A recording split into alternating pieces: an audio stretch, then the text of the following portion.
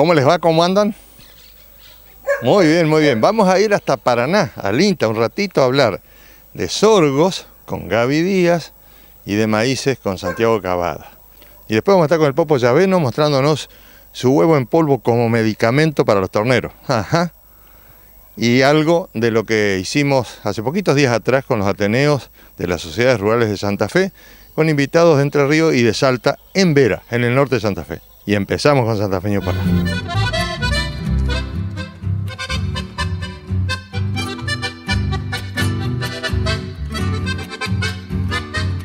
Gaby, estás trabajando en sorgo en INTA Paraná. ¿En qué consiste? Bueno, específicamente estamos trabajando en varias líneas con respecto al cultivo de sorgo. Hoy por hoy sabemos que es un cultivo de importancia tanto en los sistemas agrícolas como en los sistemas ganaderos. En los sistemas agrícolas, incorporarlo a la rotación por los beneficios que el cultivo hace a la sustentabilidad del sistema. Sabemos que el cultivo de sorgo es un cultivo que deja un buen rastrojo en superficie. Al dejar ese rastrojo es una materia orgánica que se incorpora al suelo y de por sí el beneficio que le hace a la estructura y textura del suelo. Y la incorporación de materia orgánica, obviamente. Y el beneficio que deja, cómo deja ese suelo para recibir otra semilla. En el aspecto ganadero estamos trabajando con diferentes tipos de sorgos para principalmente lo que sería confección de silaje, de lo que es reservas, silaje planta entera. Estamos trabajando con sorgos graníferos, ciclo largo, con sobles doble propósito, fotosensitivos, forrajeros azucarados, lo que se llaman netamente sileros. Dentro de eso serían sorgos BMR que tienen característica de baja lignina, con mejor digestibilidad y aprovechamiento por parte del animal. A su vez estamos trabajando también en aspectos de mejoramiento de cultivo, principalmente con el objetivo de sorgos para biocombustible, para producción de etanol. Estamos con un programa de mejoramiento que está coordinado por la doctora Giorda, Laura Giorda del INTA Manfredi. Con eso lo que estamos investigando es buscar idiotipos de sorgos que sean con una alta producción de biomasa, pero a su vez también de contenido de azúcar en tallo. Ese azúcar luego se transforma por un proceso de fermentación en etanol y es lo que estamos tratando de buscar, un idiotipo que cumpla dos objetivos, tanto la producción de etanol y también para la parte de reserva, que sea un buen material para silaje planta entera, que cumpla dos objetivos. Y los fotosensitivos son unos sorgos forrajeros netamente. Se les llama fotosensitivos porque son sorgos que a las latitudes en las cuales lo estamos sembrando no florecen. Tienen que cumplir cierta cantidad de horas de luz para que se induzca la floración. Cuestión que sembrado en la fecha que lo sembramos, esos materiales tardan mucho en florecer. Son materiales de 4 metros de altura aproximadamente, depende el híbrido, hay materiales de 3 metros también. Son materiales muy foliosos, tienen mucho tallo también y son materiales prácticamente hoy por hoy, nosotros lo que lo estamos recomendando es para pastoreo directo. Tanto para lo que sería silaje planta entera no los recomendamos mucho por una cuestión de que por más que tenga una alta producción de biomasa, es muy difícil lograr un contenido de materia seca óptimo para poder ensilar ese material. De por sí puede llegar a tener problemas en la fermentación y hacer que ese silo se pudra. Y a su vez la palatabilidad de ese material es rechazado por el animal. Cuando se está haciendo silajes, ¿la aplicación de inoculantes modifica algo? No. El inoculante, hay diferentes tipos de inoculantes, ¿no? Pero para el hecho del contenido de materia seca no pasa por la inoculación, sino que lo que tendría que hacerse es un proceso previo al ensilado, que es lo que se llama preoreo. Es decir, cortar el material, dejarlo como que si fuera una alfalfa, dejarlo en el campo, dejar que se oree y después ensilar. Los inoculantes son específicamente para bajar el pH, o sea, dar para que el pH baje más rápido. Que se pueda lograr una excelente fermentación y una muy buena conservación de ese material. Comparando maíz y sorgo para silaje, ¿qué ventajas y desventajas tiene cada uno? Los dos son, o sea, si vamos a marcar diferencia, la diferencia general que puede haber es que el maíz de por sí tiene la característica de la planta, la calidad de esa planta, generalmente es un poco más elevada que la calidad del sorgo. Estamos hablando de planta independientemente del contenido de grano. El sorgo, la calidad de la planta del sorgo es bastante menor, tiene mayor concentración de fibra detergente neutro y mayor concentración de fibra detergente ácido. Pero de por sí, depende del ambiente en el cual uno lo puede sembrar. A lo que voy es que el maíz tiene un poco más de digestibilidad, un poco más de calidad que el sorgo, pero que en un mismo ambiente yo no lo considero como que compitan, sino que el maíz tiene su lugar donde poder sembrarse y el sorgo tiene su lugar donde poder sembrarse. Es decir, en ambientes que sean potenciales para el maíz, en el cual el maíz puede expresar su rendimiento máximo, y yo diría que no podemos dar y recomendar la siembra de un sorgo en ese ambiente. Para el productor lechero o para el productor ganadero va a tener gran concentración de biomasa, alta producción de grano y un material de óptima calidad. Sí, el sorgo entraría también en lugares donde el maíz no puede manifestar su potencial en producción, que serían ambientes un poco más marginales en cuanto a clima, marginales en cuanto a suelo. O también podríamos hablar en la parte económica, el productor empezar a hacer números en cuanto a qué es lo que le conviene, si hacer un sorgo que requiere menos insumo y que el costo es un poco menor que hacer un maíz. Entonces ahí también podríamos tener un ambiente potencial para los dos cultivos, pero analizar el aspecto económico. Hubo un importante incremento en la superficie de siembra del cultivo en Entre Ríos, pasamos a ser la tercera provincia más importante en cuanto a la siembra del mismo, junto con Córdoba, que siempre es la primera, y Santa Fe segunda. Y a su vez tuvimos la siembra máxima, pico de la historia. Del año pasado bajó un poco la intención de siembra y este año sí, bajó abruptamente. Estamos hablando de ese pico de 192.000 hectáreas. Hoy en la campaña 2013-2014 se sembraron, no llegó a ser 100.000 la superficie de siembra. Pero bueno, no es por el cultivo, porque las ventajas siguen teniendo. El mercado, en cuanto a los números, en el mercado el precio estaba bueno, sino que fue una campaña que fue muy promocionada por una cuestión de que iba a ser una campaña de año niño, que iban a ser buenas condiciones ambientales. Se promocionó mucho para el maíz, para que sea un ambiente muy propicio para la siembra de maíz, cuestión que no fue así. Entonces, esta campaña hemos tenido menos superficie de siembra, pero los que han apostado en esta campaña de la siembra de sorgo ha sido una campaña en la cual las condiciones ambientales, que faltó un poco de agua y de altas temperaturas, son dos factores que para el maíz son de mucho riesgo, pero para el sorgo no es así. Es una de las ventajas que tiene este cultivo de poder tolerar ese ambiente. Así que los productores que optaron por este cultivo en esta campaña, siempre y cuando hayan hecho bien las cosas en cuanto al manejo del cultivo, control de maleza, fertilización, creería yo que sería una campaña con muy buenos rendimientos. Muchas gracias, Gaby. No, por favor. No hay de qué.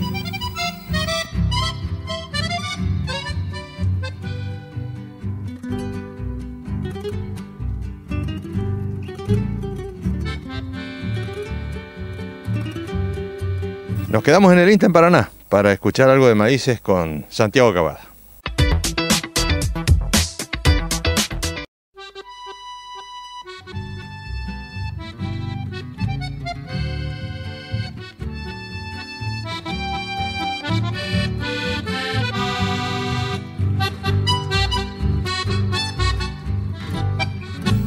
Una de mis funciones es llevar a cabo una red de híbridos de maíz, tanto en Entre Ríos como en Corrientes. Es uno de los tantos trabajos que estoy realizando acá, ¿sí?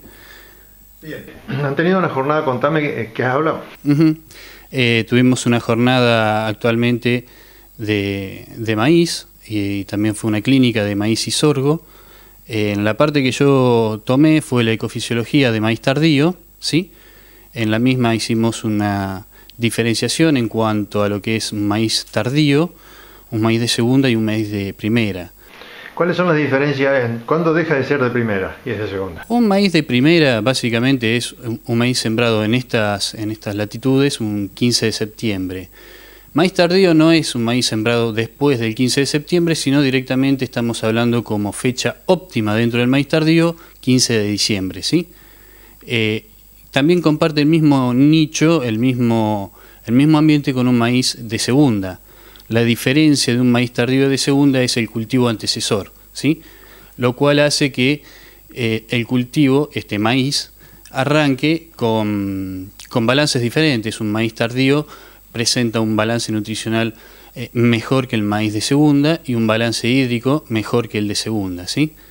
En esta jornada también se tocaron aspectos del ambiente, el cual explora el maíz tardío versus el maíz temprano. El maíz temprano arranca, como dijimos bien, en septiembre con temperaturas mucho más bajas comparadas con un maíz tardío, lo que hace que el ciclo siembra-emergencia del maíz tardío sea en menos tiempo, lo que hace una mayor uniformidad de siembra, ¿sí? No hay diferencia entre plantas, diferencia temporales, lo cual hace que no haya una diferencia jerárquica dentro de las plantas en cuanto a dominancia, ¿no? No existen plantas dominantes y dominadas, o por lo menos disminuye bastante ese porcentaje, lo cual hace que el rendimiento no se vea perjudicado.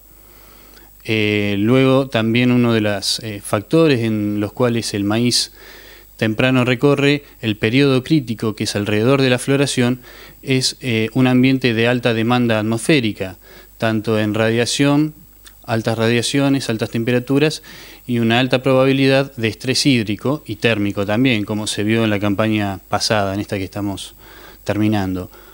El maíz tardío tiene un ambiente de periodo crítico totalmente diferente. Estamos hablando por los meses de febrero-marzo, en donde la demanda atmosférica es mucho menor.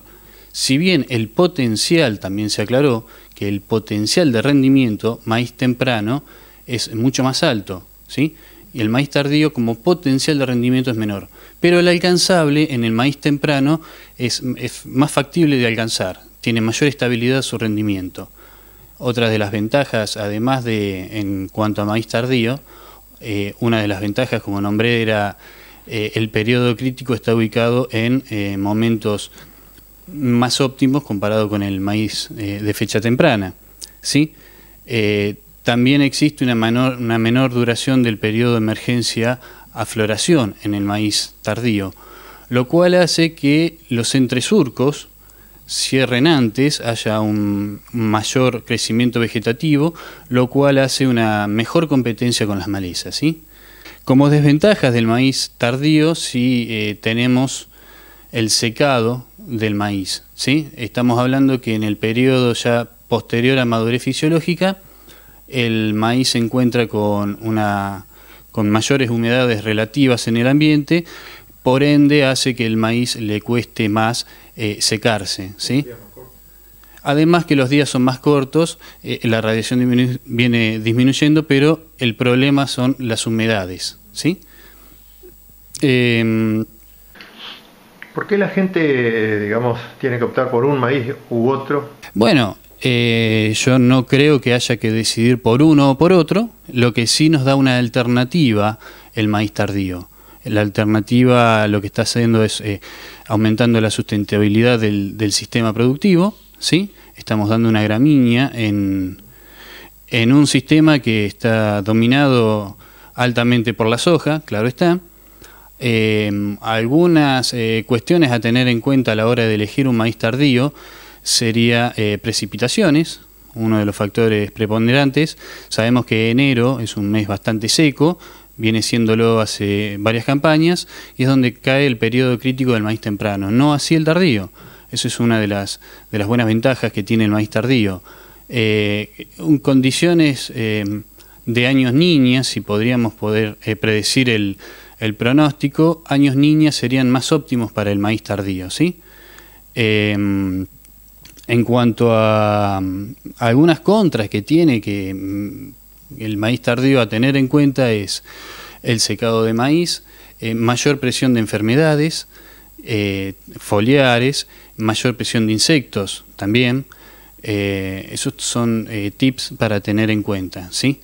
En esta jornada también hemos tocado algunos resultados en cuanto a lo que nosotros veníamos realizando con microparcelas, ensayos de microparcelas, tanto en las localidades entrerrianas de Paraná, Villaguay, Gualeguay, Victoria, en La Paz.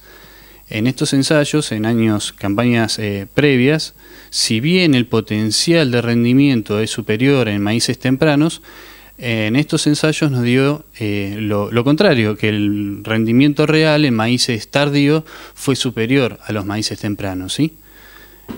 Ventajas también para seguir sumando del maíz temprano, dependiendo cuál es el sistema productivo que uno esté encarando, es el mayor volumen, ¿sí? Son plantas de mejor porte, mayor porte, lo cual puede ser utilizado para silo de maíz, ¿sí?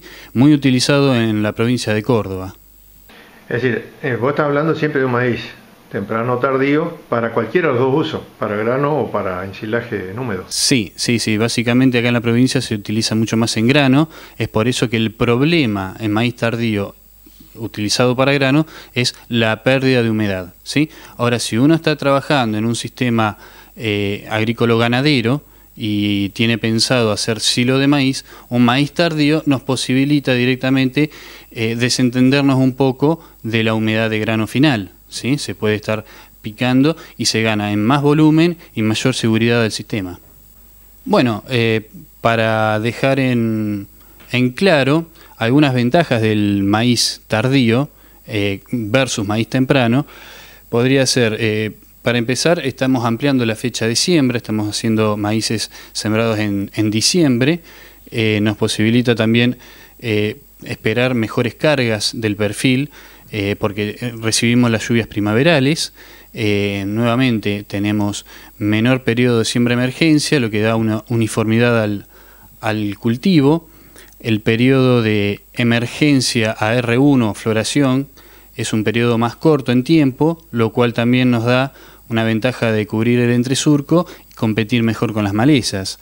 El periodo crítico del maíz tardío ocurre febrero-marzo, lo cual tenemos una muy baja chance de recibir probabilidades de estrés hídrico o estrés térmico, comparado con los meses de diciembre-enero para el maíz temprano, que el periodo crítico ocurre en esos meses, el cual sí sufriría mayores probabilidades de sufrir algún tipo de estrés. Obviamente que le está dando mayor sustentabilidad al sistema contar con un maíz tardío, ¿sí? Esto amplía la frontera del maíz.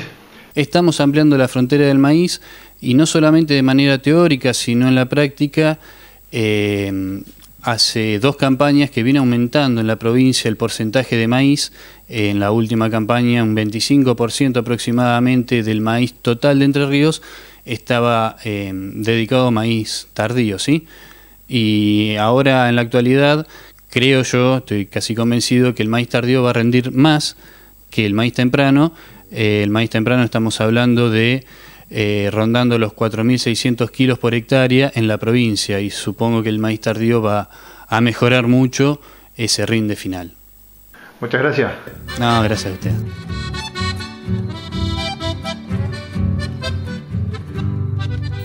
Y ahora en el último bloque, a compartir con el Popo Llaveno, esta vez, bueno, ya van a ver, Popo Llaveno y los Ateneos de las Juventudes de las Sociedades Rurales.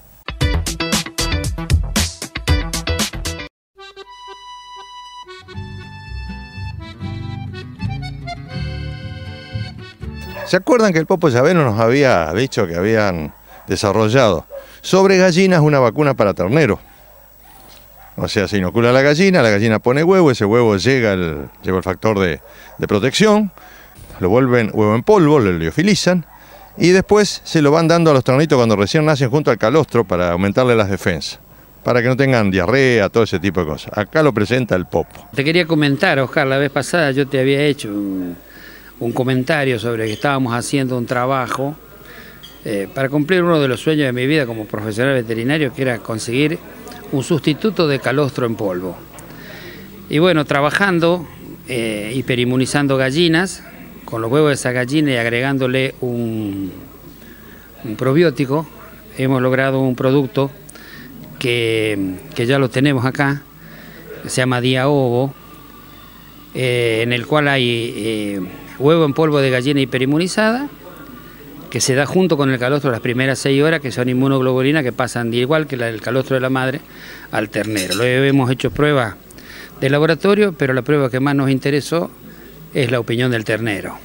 Y los terneros anduvieron bien, en todos los lugares que lo probamos tuvimos buena respuesta, así que te lo quería comentar por si alguno tiene interés, le decís que nos llame, que vea o que te llame a vos y bueno, le conseguimos, le mandamos estos productitos nuevos que me parece que puede andar muy pero muy bien. Y después de la presentación, una síntesis de lo que vivimos en Vera con los Ateneos de las sociedades rurales de Santa Fe, Ateneo Juvenil. Escúchenlo, esto es un adelanto, nada más, ¿eh?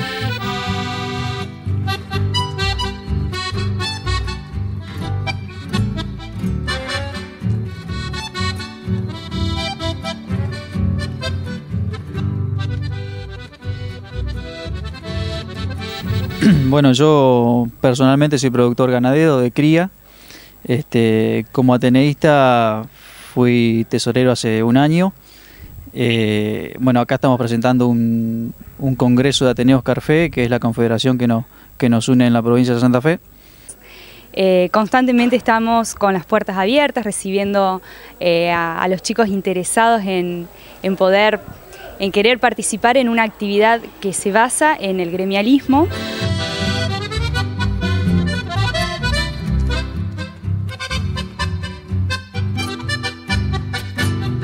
Bueno, el Ateneo de Chajarí se formó en junio del 2010.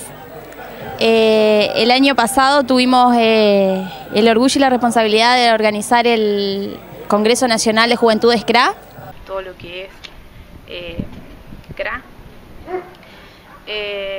Hace 2 o 3 años que formo parte de este Ateneo.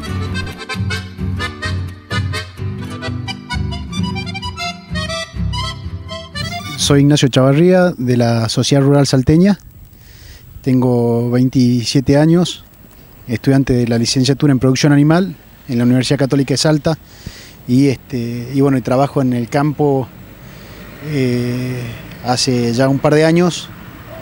Inicialmente estuve muy involucrado con ganadería y ahora estoy administrando un campo agropecuario. Me parece que es importante apoyar, y más ahora en este tiempo donde tenemos un problema hídrico, donde nuestra localidad, nuestro departamento Las Colonias, tenemos rutas cortadas, muchos lugares inundados, y bueno, creo que es un gran problema. Y con esto nos despedimos hasta la semana que viene, si Dios quiere, la Santa Rita con sus últimas flores de la temporada. Muchas gracias por la atención y hasta entonces. Adiós.